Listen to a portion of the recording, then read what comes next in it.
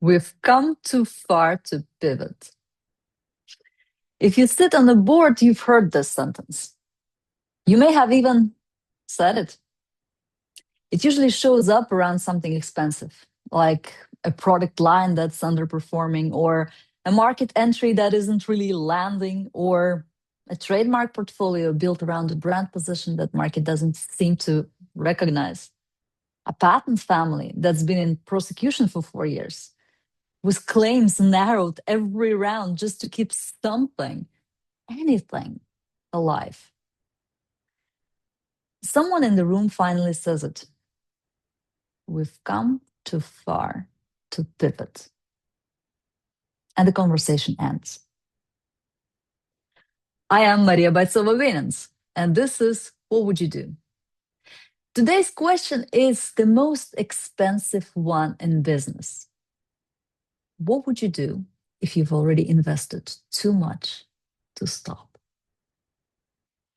This is the trap that almost exclusively catches the people who believe they're being rational, who are holding their conviction and calling it strategy. Every founder will tell you that they're data-driven, right until the moment that the data says something they don't want to hear. Then suddenly it's vision, it's conviction, it's the long game. Sometimes that's true. Sometimes it's the sunk cost fallacy wearing founder energy as a disguise. Telling the difference from the inside, under pressure, when stopping feels like failing, is one of the hardest things in business. So let's talk about how to do it. The very wrong instinct here looks like perseverance.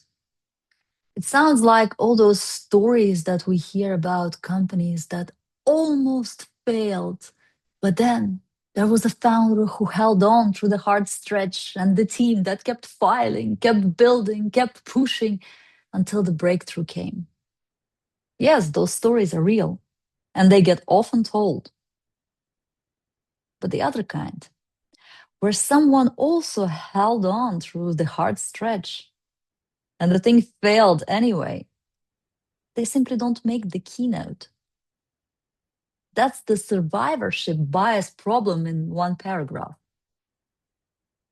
The wrong instinct here isn't irrational, it's trained. You've been told that people who kept going were visionary, and the people who stopped were lousy quitters. That framing fuses stopping and quitting into one word. And the word carries enough shame to override clear thinking altogether. What it looks like in practice is more filings to strengthen the position, more development cycles to find the version that finally lands, more positioning work to find the angle that resonates, more outreach, more time, more money. Each move is defensible on its own. The pattern is not. Because the pattern is using past investment to justify future investment. That is the sunk cost fallacy, plainly stated. The money you've spent is gone.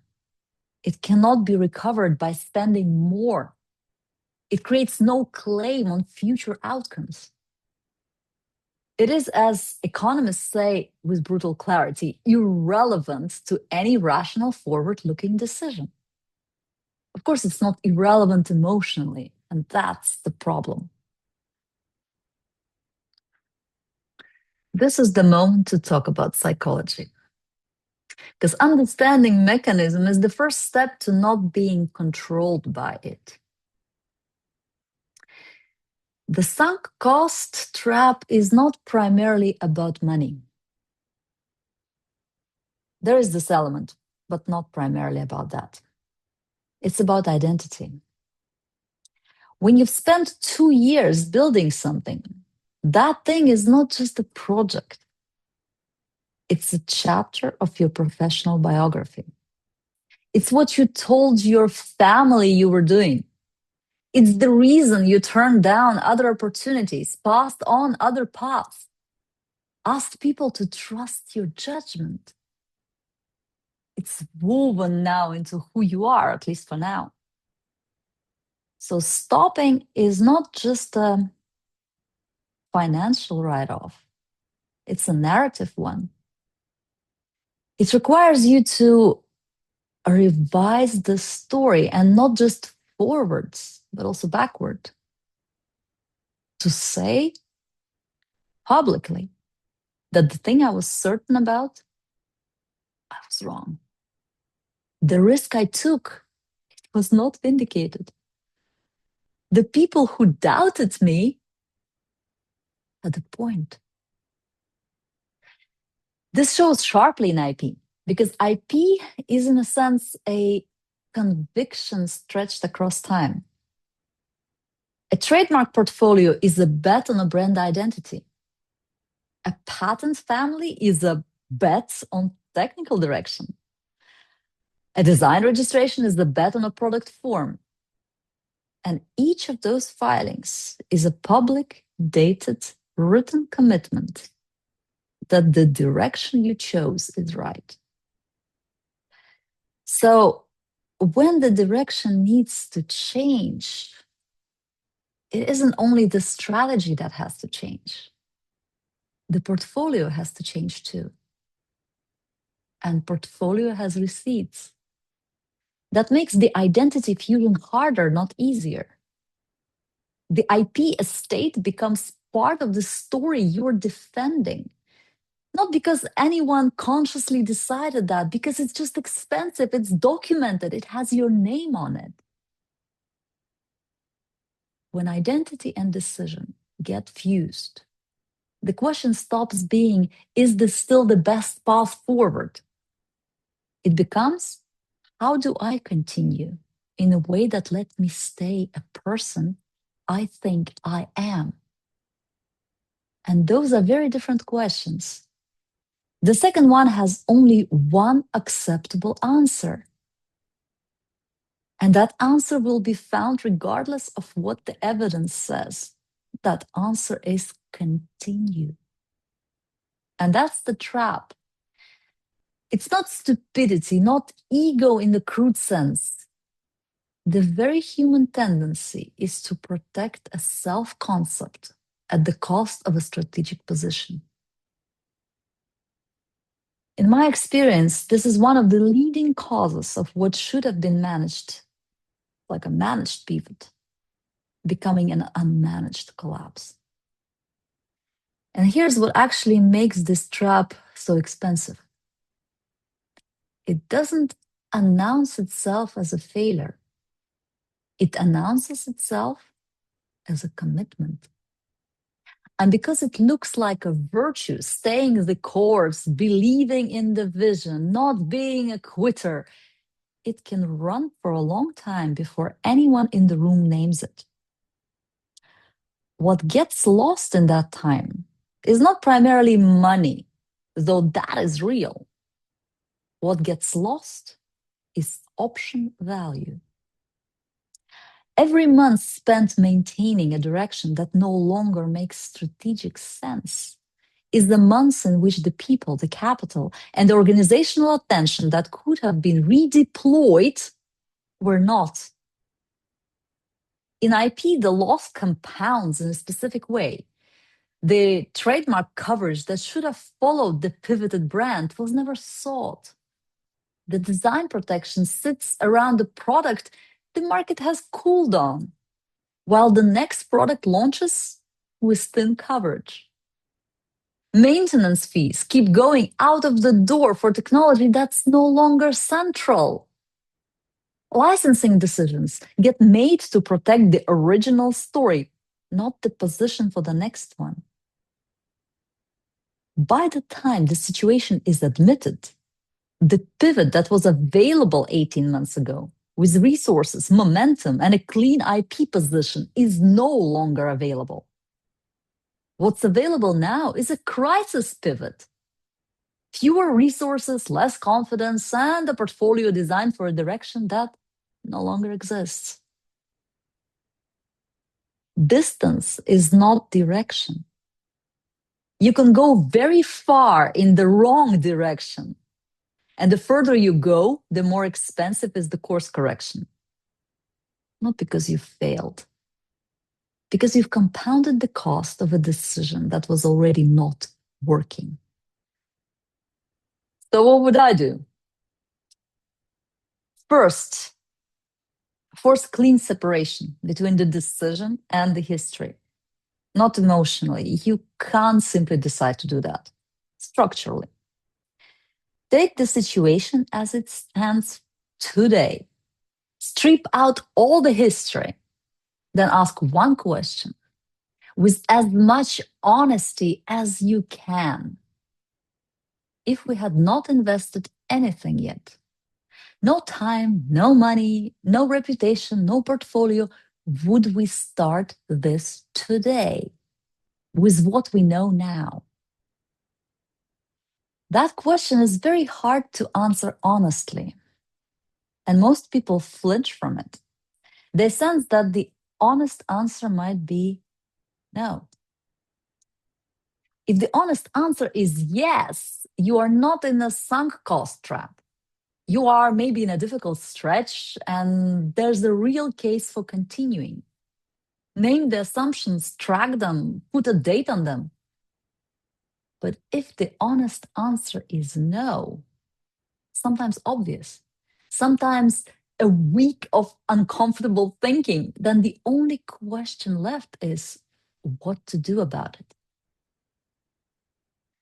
Second, I would separate what is still valuable from what is not. This is almost never all or nothing. Some costs, they distort thinking in both directions. They make people continue what they shouldn't, but they also sometimes make people abandon everything when part of it was genuinely good. In IP, the audit looks like this. Which registrations serve the direction you're moving toward? Which were strategic at the time and now are simply legacy? Which technology in the patent estate has applications outside the original product? Which brand assets carry forward and which are tied to the old story? That's not sentimentality, it's the asset management. You're figuring out what you can actually have so you can decide what to do with it, including whether to maybe deploy it differently. Third, I would make the decision cleanly and quickly once made. All those half pivoting, doing some of the change while preserving enough of the original to avoid the full admission is the most expensive version of the situation. You pay the cost of change without getting the clarity of change. That's not the way to go. When the team operates on two maps at once, when the market gets a confusing signal, the portfolio sprawls across two different directions and serves neither of them well. Investors see hedging. If you decided to change direction, then change direction. Build the story honestly. Here's what we saw. Here's what we changed. Here is where we're going from here.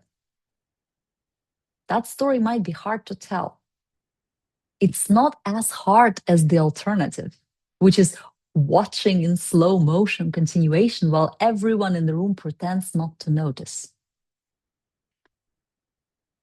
Fourth, this one protects you from getting here again. Build a decision checkpoint into the strategy going forward. A specific dated moment at which the core assumptions get evaluated against reality with pre-agreed criteria for what working looks like and what not working looks like. Set before the emotional investment deepens. You cannot make this evaluation well in retrospect. when the investment is already large and the identity is already attached to it. You have to define it in advance. When you're still able to be honest about what the evidence would need to show, that pre-commitment to a checkpoint is the structural protection against the next version of the very same trap. This trap doesn't only catch weak thinkers. I want to be clear about that one. In fact, some of the smartest people that I've worked with have sat in a room and made a careful, well-argued case for why continuing a failing strategy was actually the right move. And their argument was sharp. It was just very wrong. The trap works exactly because it uses the same instincts that make you good at your job, like sticking with hard things, spotting patterns, staying steady when nothing is certain, not panicking under pressure. These are real strengths. But in a sunk cost moment, they somewhat turn against you. The fix here is, it's not about like being less committed, no. The fix is to set things up so that those strengths can work on the right question. And the right question is this still the best path forward? Not how do I keep going without admitting I was wrong. Strong decision makers don't protect what they've already spent. They protect where they're going next. Those are not the same thing. So the next time you hear yourself think like, we've come too far, rephrase that and ask yourself, too far for what? Because you see, when the direction is wrong, far isn't impressive. It's just expensive. The conversations I find hardest in my work, but also probably the most valuable, are the ones where someone already knows the answer and just needs help getting honest with themselves. It's not about more analysis, not even like a second opinion on filing strategy or the licensing structure. Just a clean space in which to say, I think this isn't working and I don't know how to stop. Those conversations exist. They deserve to happen earlier than they usually do. Thank you very much for listening to What Would You Do? My name is Maria Boicova-Wynants. And in the next episode, let's address the following question. What would you do if you could win, but it's the wrong game? Because sometimes the trap is not that you're losing, it's that you're winning. You're executing well, you're gaining ground, you're building position in a game that isn't the one that actually matters. This one is subtler and in some ways much more dangerous because it's hard to question something that looks like success. And we're going there next. But until then, think clearly, decide better.